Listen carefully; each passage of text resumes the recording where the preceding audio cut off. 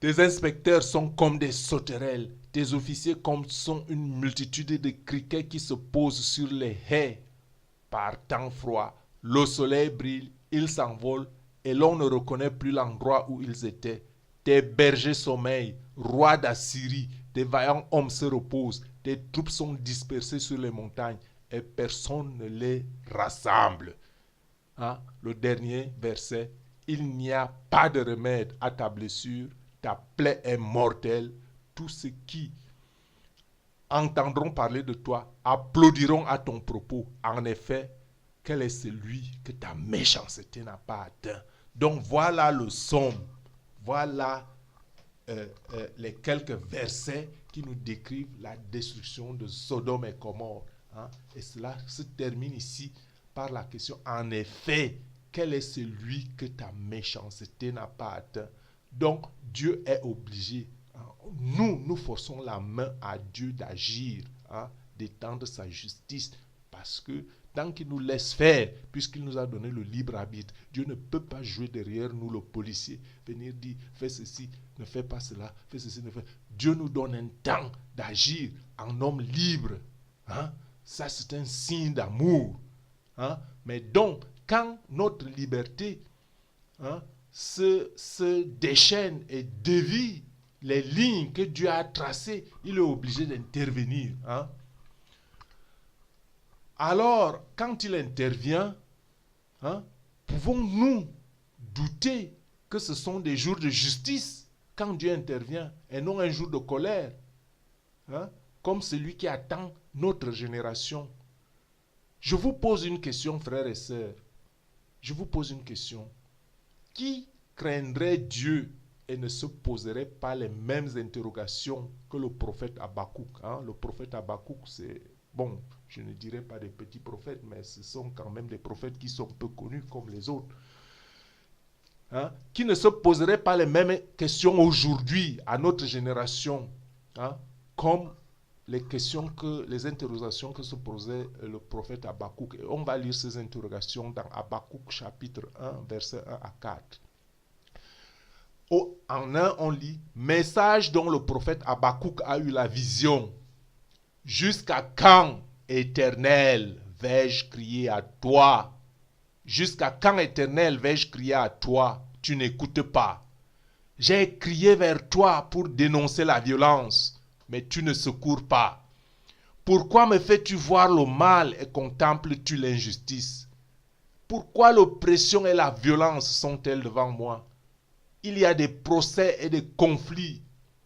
Aussi la loi est sans vie, le droit est sans force, car le méchant triomphe du juste et l'on rend des jugements corrompus.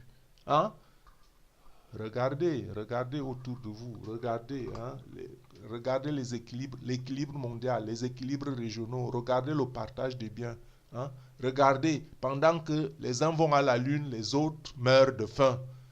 Hein, regarde le partage regardez la disparité entre les riches et les pauvres, la famine, regardez les guerres, regardez les guerres entre les États. Regardez notre monde. Qui ne se poserait pas des questions comme Habakkuk?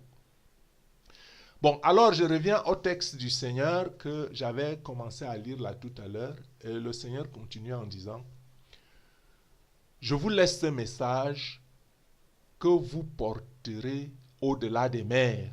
Ma parole traversera le vieux continent et arrivera aux hommes d'Israël, lesquels se sont soulevés dans une guerre fratricide pour une parcelle de terre, sans se rendre compte de la misère de leur esprit.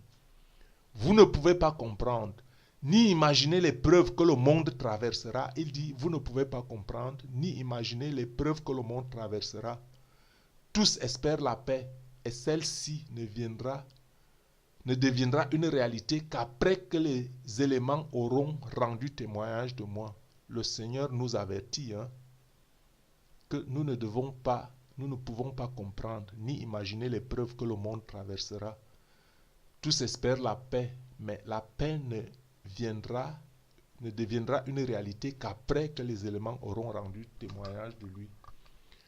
Oui, mes éléments se déchaîneront et ravageront les régions. Les hommes de science découvriront une nouvelle planète et une pluie d'étoiles éclairera votre monde, mais cela n'entraînera pas de catastrophe pour l'humanité, mais seulement annoncera aux hommes l'arrivée d'un temps nouveau. Je vous ai déjà révélé que mon peuple se trouve disséminé de par le monde. Le peuple de Dieu, c'est l'Israël spirituel. Ce n'est plus l'Israël géographique qui se livre à une lutte fratricide pour une parcelle de terrain. Le peuple de Dieu qui est disséminé dans le monde entier, c'est l'Israël spirituel. C'est-à-dire que ceux qui ont reçu le Messie, tous les chrétiens. Ce qui revient à dire que la semence spiritualiste est disséminée sur toute la surface de la terre. La parole de Dieu actuellement est proclamée à tout vent, aux quatre coins du monde. Aujourd'hui, vous êtes désunis et vous en arrivez même à vous désavouer les uns les autres pour des broutilles. Regardez au sein des religions comment on se repousse la balle l'un de l'autre, on dénigre juste pour je ne sais quoi. Cependant, quand les doctrines matérialistes viendront vous menacer de vous envahir tous, alors tous ceux qui pensaient et percevaient avec l'esprit parviendraient à vous identifier. Quand ce moment sera proche, je vous donnerai un signe afin que vous puissiez vous reconnaître. Quelque chose que tous seraient capables de voir et d'entendre de la même manière. Ainsi, quand vous vous rendrez témoignage les uns aux autres, vous vous émerveillerez et vous vous exclamerez, c'est le Seigneur qui nous a visités. Alors, chers frères et chères sœurs, le Seigneur est clair, la parole sainte, ce que les textes que je viens de lire, ce ne sont pas de moi. Il y a un Nouveau Testament et j'ai épuisé cette partie de texte du Nouveau Testament qui, certes avec un ton particulier, dit la même chose que ce qui est écrit dans la Bible, qu'il y aura une épreuve, et cette épreuve ici, vous reconnaissez un peu l'Apocalypse de Jean, et le Seigneur dit que l'épreuve traversera le monde, et ces épreuves dont parle le Seigneur, nous ont déjà été annoncés des siècles auparavant par les prophètes. Alors moi, je vous pose la question aux sceptiques, qui peut encore être surpris quand la Bible annonce le jour terrible du Seigneur? Qui peut encore être surpris quand le Seigneur parle comme ça, puisque beaucoup de prophètes l'ont prédit auparavant. On ne dit pas, je ne lis pas les textes comme ça, je prends des exemples précis. Ces écrits-là, ce n'est pas de moi. Je prends par exemple Ésaïe 13, 9.